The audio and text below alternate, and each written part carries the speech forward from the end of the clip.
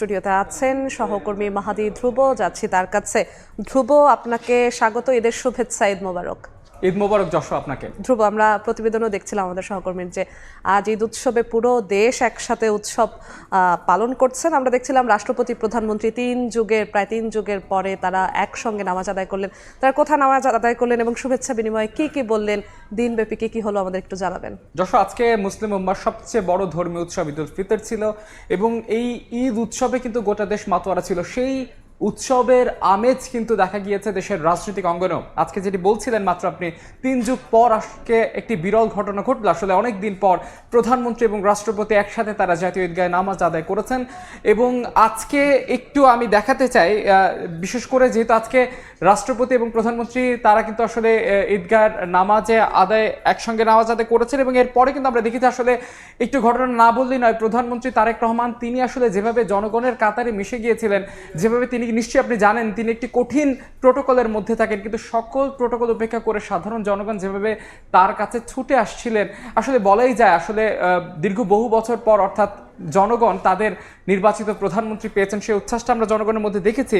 তিনি যমুনায় কিন্তু আজকে শুভেচ্ছা বিনিময় করেছেন দলমত নির্বিশেষে সকলের সঙ্গে এবং তারপর তিনি গণমাধ্যমের সঙ্গে কথা বলেছেন এবং তিনি যেটি বলেছেন আসলে তিনি সকলকে নিয়ে, দলমত নির্বিশেষে সকলকে নিয়ে ঐক্যবদ্ধ একটি দেশ করার প্রত্যয় তিনি ব্যক্ত করেছেন এবং একই সঙ্গে তিনি বলেছেন যে দেশের জনগণ যেভাবে দেশটি চায় সেভাবে আসলে দেশটিকে গড়া হবে।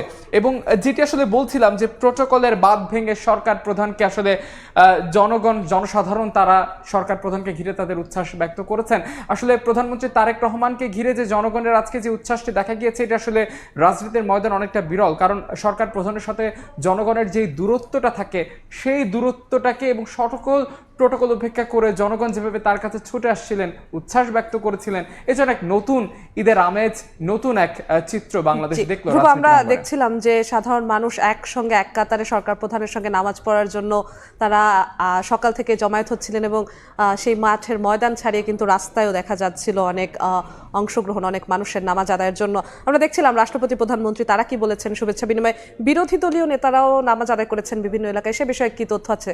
বিরোধী দলীয় নেতারাও কিন্তু আজকে তারা নিজ নিজ নির্বাচনী এলাকায় তারা নামাজ আদায় করেছেন। এই নিয়ে আসলে একটু প্রতিবেদন রয়েছে, সেই প্রতিবেদনের শুরুতে দেখে আসতে চাই।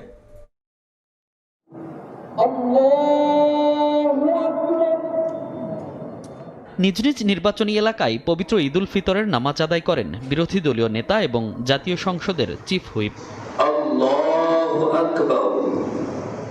শনিবার সকালে রাজধানীর বেরাইদ জামে মসজিদে ঈদের নামাজ আদায় করেন বিরোধী দলীয় চিফ হুইপ ও এনসিপির আহ্বায়ক নাহিদ ইসলাম। নামাজের পর কুশল বিনিময় শেষে গণমাধ্যমে কথা বলেন নাহিদ ইসলাম। বলেন, ঈদের পর সংসদে সংবিধান সংস্কার পরিষদ নিয়ে গুরুত্ব সহকারে আলোচনা হবে। সংবিধান সংস্কার পরিষদ সংস্কার এগুলা হচ্ছে কমিটমেন্ট ছিল, তো অবশ্যই সেটার জন্য আমরা সংসদে এবং সংসদের বাইরে সর্বাত্মক চাপ আমরা তৈরি করব আমাদের জায়গা থেকে।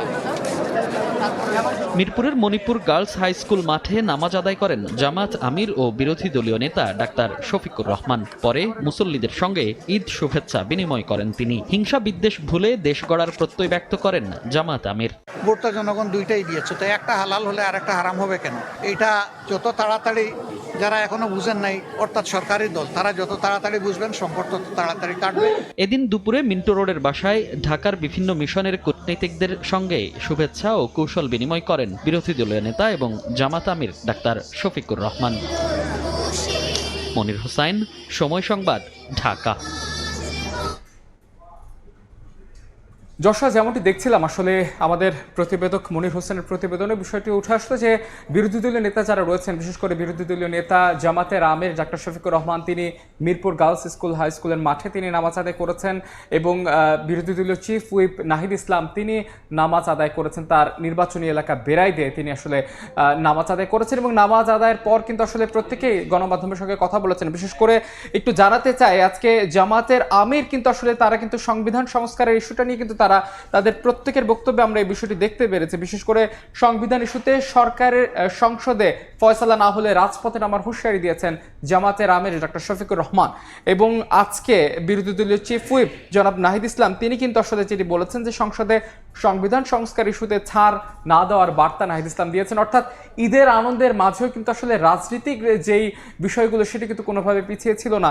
এই ঈদের আনন্দের মধ্যেও কিন্তু আসলে সংসদের বিষয়গুলো, সংস্কার ইস্যু নিয়ে তারা কিন্তু আসলে প্রত্যেকে, বিরোধী দলীয় যারা নেতা ছিলেন, বিশেষ করে ডক্টর শফিকুর রহমান এবং নাহিদ ইসলাম, প্রত্যেকে কিন্তু সংস্কার ইস্যু নিয়ে তারা কথা বলেছেন। তো এই ছিল যশোয়া আমার কাছে থাকা সব। ধ্রুব, আপনাকে ধন্যবাদ, আবারও ঈদের শুভেচ্ছা।